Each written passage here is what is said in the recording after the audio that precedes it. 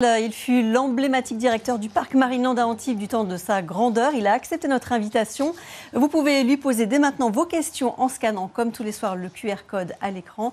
Questions à Mike Riddle. Bonsoir Mike Riddle, bienvenue sur ce plateau de France 3 Côte d'Azur qui est à quelques centaines de mètres seulement du parc Marineland.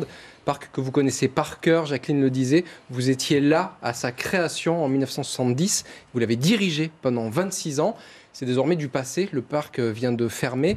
Il y a eu cette annonce brutale de la direction et pourtant un certain nombre de personnes s'attendaient à ce que ça se termine avec la fin des spectacles et de la détention des orques. Est-ce que, comme certains, vous pensez que Marineland, c'était has-been?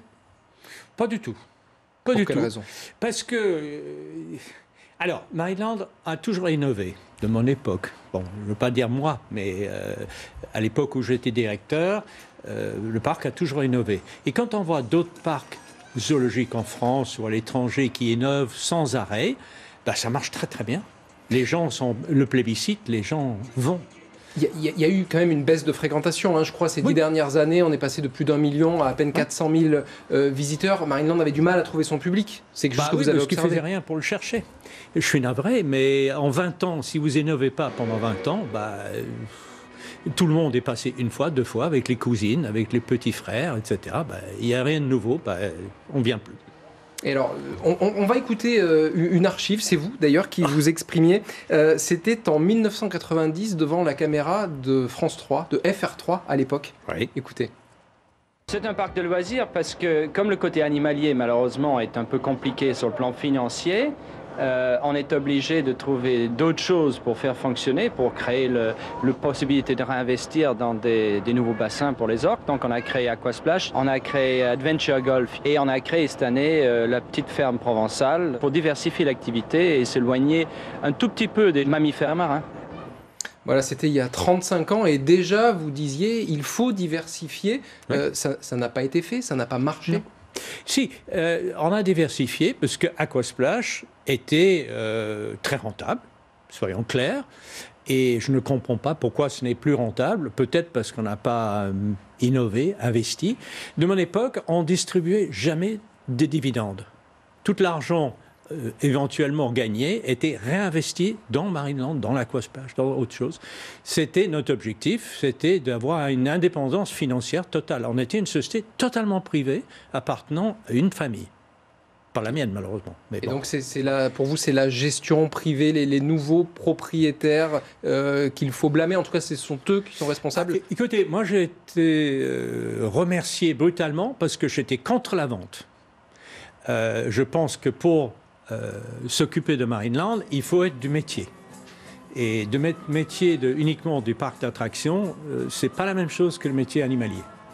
Alors, justement, l'animal qui est au cœur, les mammifères marins qui sont au cœur de ce parc, on va voir des images des années 70-80 où on voit ce soigneur. Alors, est-ce qu'on parle de soigneur, d'acrobate? Il est en équilibre sur des rostres de dauphins. Aujourd'hui, quand vous revoyez ces images, qu'est-ce que ça vous inspire? Est-ce que c'est une erreur d'avoir fait ce type de spectacle? Pas du tout, pas du tout. Moi, j'ai fait le premier spectacle le 10 juin 1970, 14 heures. On a ouvert les portes, il y avait une personne devant la porte qui rentrait. On a fait un spectacle. Alors, comment ça s'est passé, nos spectacles? Comment on les a créés? Mais c'est simple, on avait des animaux qui avaient des personnalités propres. On avait 3 vedettes, on parle que des orques, mais de temps en temps, il faut parler d'autres animaux. On avait 3 vedettes dauphins, Lucky, Splash et Snoopy. Lucky et Splash étaient des athlètes de haut niveau. Ils adoraient faire des numéros. Et dès qu'il y avait un nouveau numéro à faire, un nouveau saut, quelque chose à faire athlétique, ils étaient partants. Donc vous assumez à 100%, les spectacles et puis, avec les animaux. Attendez pas, parce que, regardez, le 3e larron s'appelait Snoopy. Snoopy était le maladroit. C'était l'oncle qui se prend les pieds dans le tapis chaque fois. Il était ulcéré de ne pas pouvoir faire comme les 2 autres. Finalement, on en a fait une vedette. Et Snoopy a été devenu le grand vedette du spectacle à l'origine du Marineland. Alors, d'un mot, on parlait des animaux, parce que le parc ferme, il y a évidemment les salariés qui se retrouvent au chômage, et puis il y a les animaux, et pour les orques, il n'y a pas de pôle emploi. Pour vous, qu'est-ce qu'on doit faire de ces animaux? Quelle est, selon vous, la solution?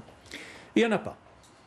On est dans très une encourageant. impasse totale. Oui, je suis navré de le dire, mais la logique de les envoyer en Espagne, je ne suis pas spécialement pour, parce que les bassins espagnols sont plus petits que ceux de Marineland.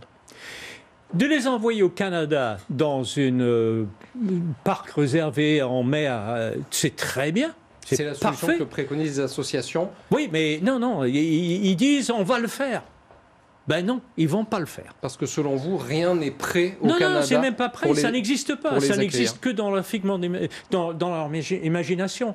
Il y avait un projet, il a été refusé parce que l'eau de mer, là où ils sont, est remplie d'arsenic et de mercure suite à une mine d'or qui a ruisselé dans la mer. On a compris que vous ne croyez pas du tout à cette solution. mais c'est pas ça. Il est déjà l'heure de passer aux questions des téléspectateurs avec Alors, Jacqueline. Vous avez répondu à la principale qui revient beaucoup, évidemment, c'est le sort des orques. Là, Bon. on reste pour l'instant Ouais. dans l'expectative. Autre question qui revient aussi, c'est ce que va devenir le site, cet espace magnifique. Fabrice de Villeneuve-Loubet fait une suggestion, dites ce que vous en pensez, en faire du parc un lieu de sauvetage des animaux, aussi pour garder le personnel. Oui, ce serait parfait, mais qui va payer? Ah, voilà.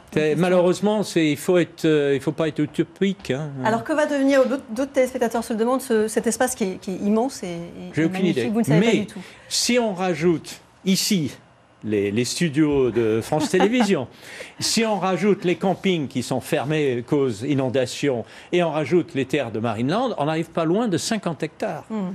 Alors, je pense que quelqu'un va trouver une solution. En tout cas, les enjeux, y compris fonciers, sont énormes. Merci, Mike Riddle, d'être venu sur notre plateau. Il n'y aura pas d'invité demain, c'est vendredi. Non, parce que